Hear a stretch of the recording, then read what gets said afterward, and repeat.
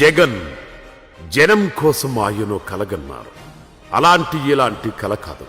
అది ప్రతి మధ్యతరగతి కుటుంబం కష్టం తీర్చి సంపద సృష్టించి రాష్ట్రాన్ని ఆర్థికంగా పటిష్టం చేయాలన్న కల. కష్టాలెన్ని వచ్చినా ఆ కలను ఎక్కడా మధ్యలో ఆపలేదు. కరోనా 2 ఏళ్లు మింగేసిన 3 ఏళ్ల సమయంలోనే ఆ కలను సాకారం చేసుకునేందుకు పరుగులు పెట్టించారు. ప్రతి ఆంధ్రుడికి ధైర్యంగా గర్వంగా ఉండేలా ఆ కలను నిలబెట్టారు.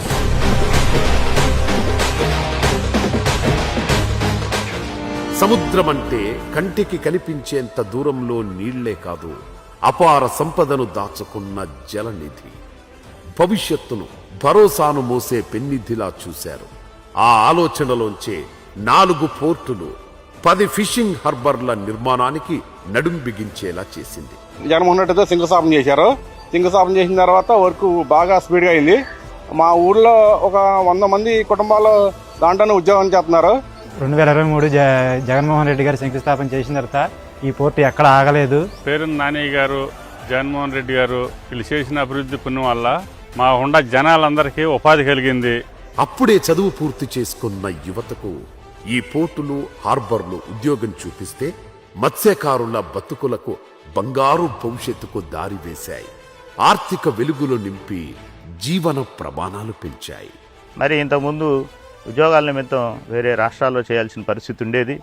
కానీ ఈ రోజున నా బాబు నా ఇంటి దగ్గర నుంచే వర్క్ చేస్తున్నారంటే అది చాలా సంతోషకరమైన విషయం. ప్రజెంట్ ఈ రోజు కూడా పోర్టు పనులు జరుగుతున్నాయంటే ఆ రోజున జగన్మోహన్ రెడ్డి గారు ఇచ్చిన నిధుల వల్లనే కానీ వాళ్ళ పోర్టు పనులు జరుగుతున్నాయి.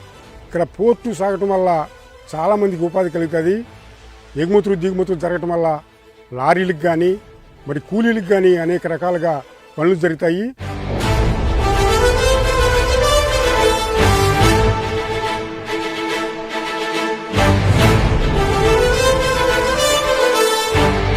పోర్టులు ఇవి కేవలం సరుకు రవాణా కేంద్రాలు మాత్రమే కాదు, ఆర్థికాభివృద్ధి, వాణిజ్యం, అంతర్జాతీయ పునాది.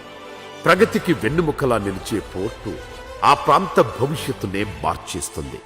సింగపూర్ నుంచి ఆమ్స్టర్డామ్ వరకు దేశాలు ప్రదేశాలకు ప్రపంచ పటంపై ప్రత్యేక గుర్తింపు వచ్చిందంటే అది పోర్టుల కారణంగానే. దేశమంతా చెప్పుకునే మాట్లాడుకునే గుజరాత్ మోడల్లోనూ పోర్టులే కీలక పాత్ర పోషించాయి. ఆ పోర్టులే గుజరాత్ను బలంగా ప్రత్యేకంగా నిలిపాయి. గుజరాత్ తర్వాత ఆంధ్రప్రదేశ్లోనే అతి పొడవైన తీర ప్రాంతం ఉంది.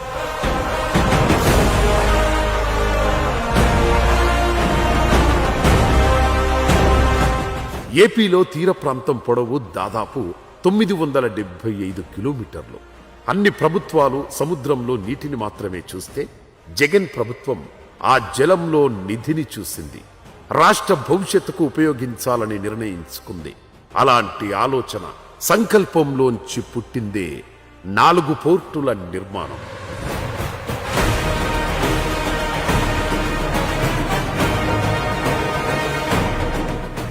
కూటమి ప్రభుత్వం ఏదైనా వాగొచ్చు, జగన్ చేసిన మంచి ఆ పోర్టుల రూపంలో కనిపిస్తూనే ఉంటుంది. చరిత్ర ఎప్పుడూ గుర్తు చేస్తూనే ఉంటుంది. జగన్మోహన్ రెడ్డి గారు హయాంలో అయ్యింది. ఆయన వల్లే మా పిల్లలు బతుకుతారో ఉద్యోగాలు చేసుకున్నాని అనుకున్నాము. మా పనిచేసే కుర్రాళ్ళని తీసేసి వాళ్ళ ప్రభుత్వం కుర్రాళ్ళని ఇప్పుడు జరిగే ప్రభుత్వం వాళ్ళు తీసుకుని ఆ పోర్టులో పని చేపిస్తున్నారు. ఇతర ఊళ్ళ నుంచి వచ్చి ఇక్కడ ఉద్యోగాలు చేస్తున్నారు. ఇక్కడ ఊళ్ళో ఉండే వాళ్ళకి తక్కువ. జగన్ ప్రభుత్వానికి ముందు, జగన్ ప్రభుత్వానికి తర్వాత పోర్టుల అభివృద్ధి చర్చకు వస్తే వినిపించే మాటలివే.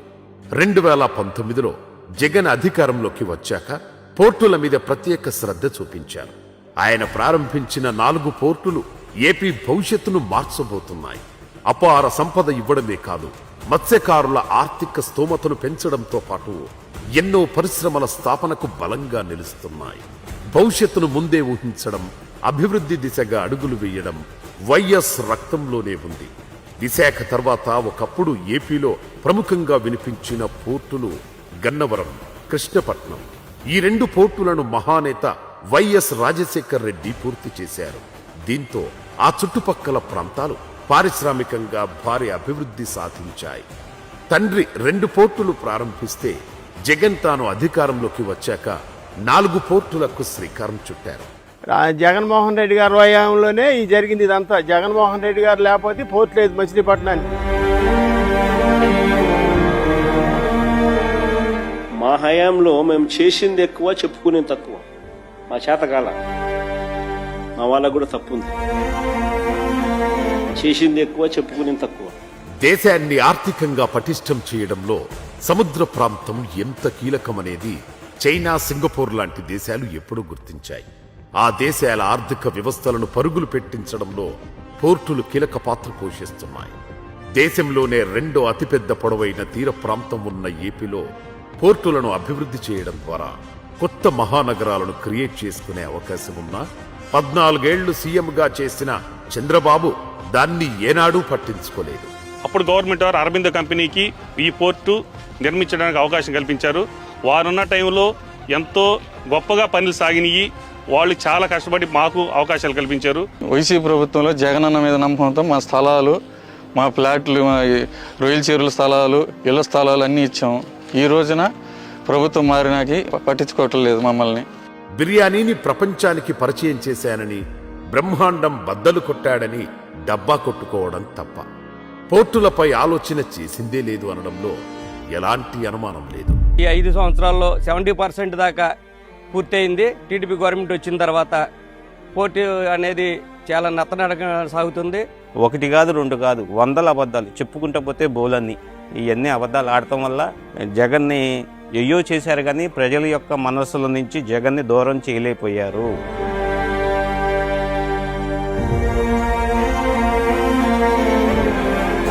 రామాయపట్నం, మచిలీపట్నం, మూలపేట, కాకినాడ గేట్వే పోర్ట్, 4 పోర్టుల నిర్మాణాలను స్పీడప్ చేసింది జగన్ ప్రభుత్వం. ఒకే టైంలో 4 పోర్టుల నిర్మాణం స్టార్ట్ చేయడం అంటే అది ఆల్ టైమ్ రికార్డు మాత్రమే కాదు, రాష్ట్ర చరిత్రలో ఆర్థిక ప్రగతిలో ఓ అద్భుతం. గొప్ప ఆదాయ వనరులను, ఉద్యోగ వనరులను స్వయం ప్రతిపత్తిగా యువకులు బతికేదానికి గొప్ప మార్గాన్ని, తలుపుని తెరిచినటువంటి జగన్మోహన్ రెడ్డి గారికి మా ప్రాంతం ఎప్పటికీ కూడా రుణపడి ఉంటుంది.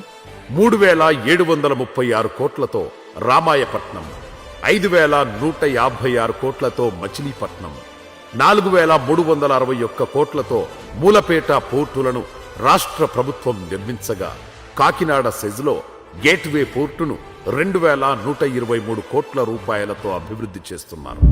జగన్ హయాంలో పోర్టు పనులు ఎంతవరకు జరిగాయో ఇప్పుడు అక్కడే ఆగిపోయాయి.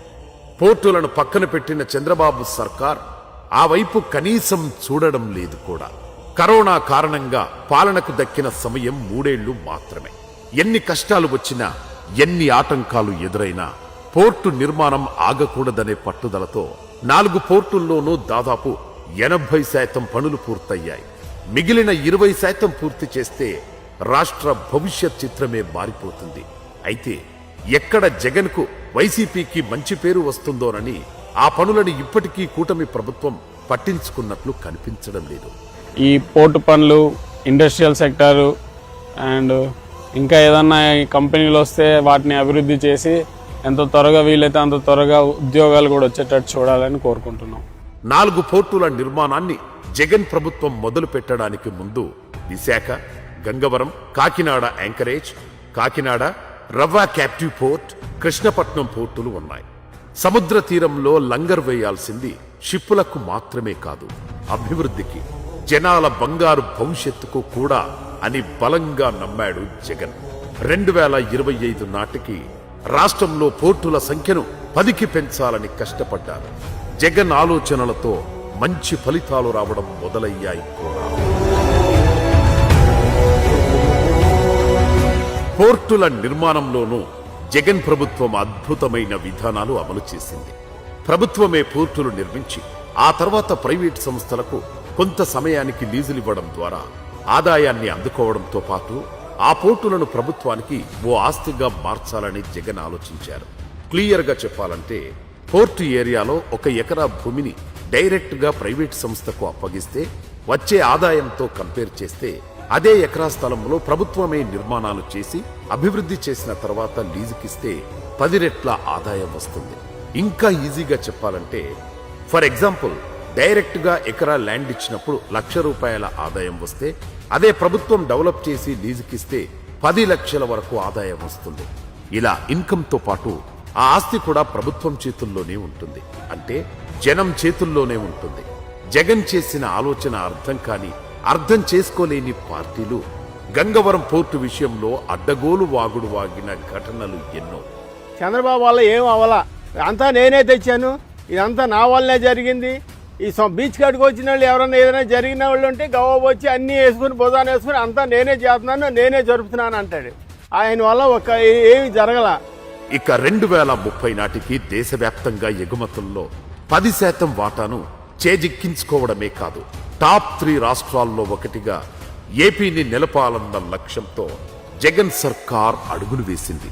పోర్టులను ఆధారం చేసుకొని చుట్టుపక్కల పరిశ్రమల ఏర్పాటును వేగవంతం చేయాలని జగన్ ప్రభుత్వం ప్రణాళికలు రచించింది. రామాయపట్నం, మచిలీపట్నం, మూలపేట పోర్టుల దగ్గర భారీ పారిశ్రామిక పార్కుల నిర్మాణానికి సంబంధించి అప్పట్లో 3 IAS అధికారులతో కమిటీ వేశారు కూడా. అది మంచి ఫలితాలిచ్చింది. ఒక్క రామాయపట్నం పోర్టు సమీపంలోనే ఇండోసోల్ కంపెనీ 75,000 కోట్ల ప్రాజెక్టు నిర్మాణానికి ముందుకు వచ్చింది. 90,000 కోట్ల పెట్టుబడి పెట్టేందుకు BPCL రెడీ అయింది.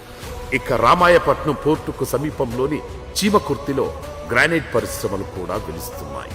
ఈ కంపెనీలతో లక్షల మంది స్థానిక యువతకు ఉపాధి అవకాశాలు దక్కడంతో పాటు రాష్ట్రానికి భారీగా ఆదాయం లభిస్తుంది. ఇదంతా ముందు చూపుతూ చేసిన ఈ పోర్ట్ అనుసంధానం చేసిన డెవలప్మెంట్ల కారణంగా ఈ ప్రాజెక్టులను వచ్చినాయి. కానీ మేము భూములు ఇచ్చి అన్ని విధాలుగా నష్టపోయాము. ప్రభుత్వం మారిన తర్వాత ప్రభుత్వం 70 మందిని తీసేసింది. కానీ ప్రతి ఒక్క పిల్లలకి 70 మందికి సోలార్ కంపెనీ జాబులు ఇచ్చి తర్వాత వాళ్ళు మీరు మానేయమని చెప్పారు. జగన్ ఏ మంచి చేసినా ఏదో ఒక యాగి చేయడం టీడీపీకి, కూటమి పార్టీలకు అలవాటే. ఒకటి మాత్రం క్లియర్, మిగతా రంగాల్లో ఉపాధి అయినా, ఉద్యోగాలైనా, ఆదాయమైనా కొన్ని వర్గాలకి. పోర్టులు అలా కాదు. ఆదాయపరంగా సమాజంలో ప్రతి వర్గానికి మేలు చేస్తుంది. ప్రతి ఒక్కరికి లాభమే. ఈ ఆలోచనే బృహత్తర కార్యక్రమాన్ని భుజానికెత్తుకునేలా జగన్ను ముందుకు నడిపించింది. 4 పోర్టుల నిర్మాణానికి నడుం బిగించేలా చేసింది. పనికిరాని ప్రత్యర్థి పార్టీలు జగన్ చేసిన మంచిని తక్కువ చేసి చూపిస్తుండొచ్చు. అయితే ఆయన ప్రతి పని జనం గుండెల్లో ఉంటుంది, చరిత్ర గుర్తుంచుకుంటుంది. చివరగా ఒక్క మాట, రాష్ట్రంలో పోర్టులంటేనే గుర్తుకొచ్చేది వైఎస్ కుటుంబం.